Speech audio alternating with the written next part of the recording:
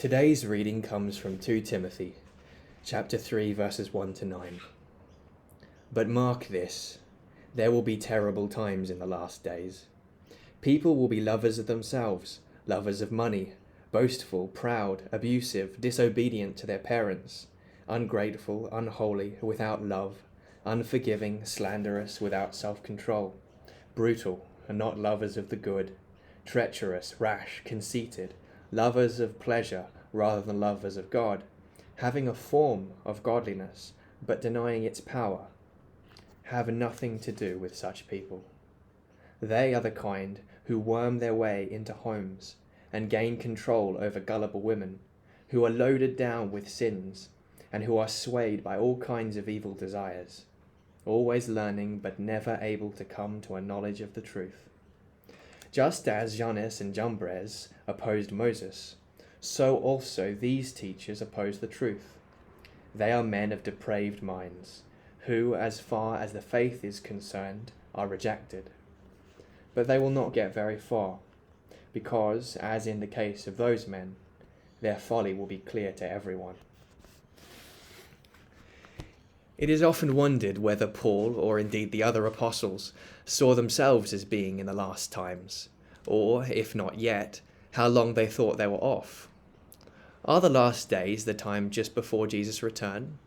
Or do they describe the whole period between Jesus' ascension and final judgment? Michael Bourne, the author of the Chain to the Gospel commentary that we are following, notes that Paul uses the word times, plural rather than singular, indicating that there are perhaps many, or a succession of times to which this word last might be applied.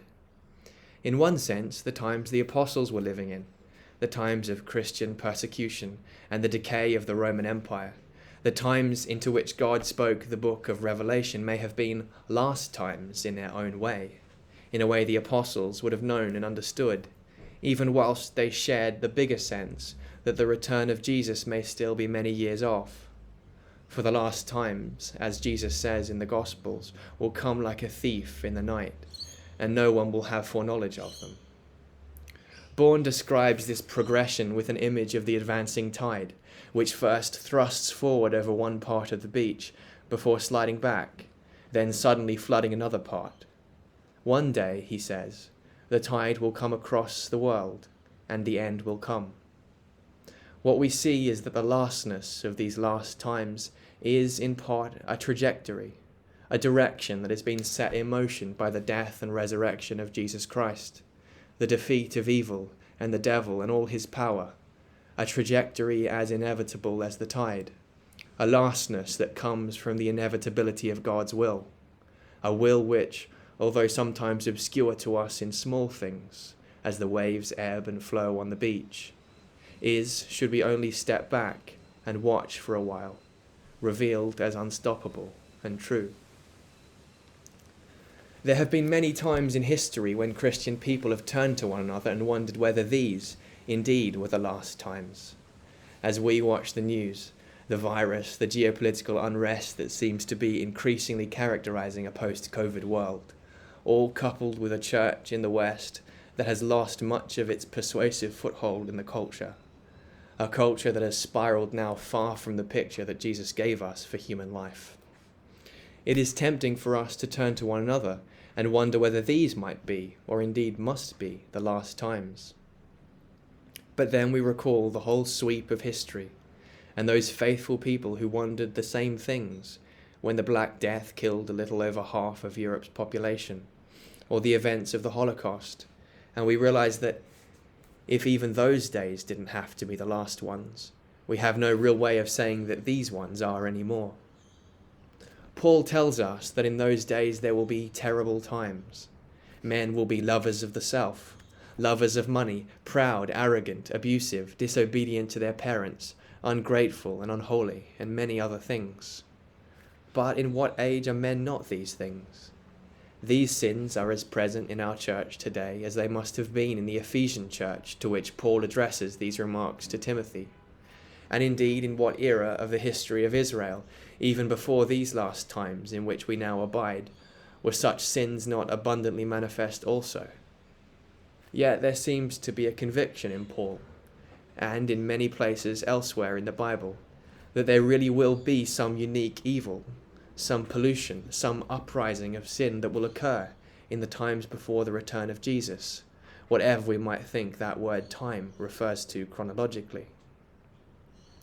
In the visions at the end of the book of Daniel, we are presented with a fearful prophecy of the beasts, again images of the last days, representing some final terrifying resurgence of evil before its eventual destruction at the hands of God. A similar battle is prophesied in the later chapters of the book of Revelation and in many other places in the prophets. A sense that just before God wins, just before the story is ended, before the devil and all his deceit is once again cast down, once and forever cast down, there will be some resurgence, some final stand of darkness that, as Paul acutely fears, may pollute not only the world, but Christ's precious church as well. As if a wounded foe were more deadly than him at full strength, it is as if the devil, even though he knows his end is coming, will lash out all the more, making his way into households and churches, turning people astray, tempting and devouring, particularly the women who Paul identifies. This emphasis on women is peculiar for us, but it should not be biblically. For though Adam and Eve are complicit in their sin, in fact, perhaps Adam even more than Eve, since it is he to whom God addresses his final and most biting address in the 3rd chapter of Genesis. It is still Eve who the snake first approaches, Eve who the snake, for whatever reason, decides to pollute and corrupt first. A wounded foe, Paul seems to think, is more deadly and more desperate than a whole one, and he warns Timothy against evil striking at the softest points in the church, not in the preaching, not in the outreach, but in the homes, working his way into the households, he says, and deceiving vulnerable people, as Paul painfully describes. Yet it is in this very fear that Paul's vision for redemption becomes all the more clear. For the devil, this wounded foe, outraged at his own defeat, but unwilling to let go, seeking instead to strike at the vulnerable points, to destabilize the church from within, this propensity of sin of the devil to feed on the weak and live in darkness is, as Paul describes, its folly. For it is through this very tendency that the devil will eventually participate in his own destruction. Paul describes what many of the biblical authors have described as a self-destructiveness in sin. He recalls the story of Jannes and Jambres, who, according to tradition, are the 2 magicians of Pharaoh's court who conjure up the snakes of their own to combat Aaron's snake, which God creates as a warning to Pharaoh in Exodus chapter 7. For a moment it seems that God's power has been matched by this witchcraft, but Aaron's snake overcomes the others and eats the snakes of the sorcerers, humiliating them in their master's own court. By their folly, as Paul describes it, their attempts to match the living God, to do by trickery what they know is impossible for human hands, they are humiliated and defeated in a way that is more clear and more resounding than had they not tried to match God at all.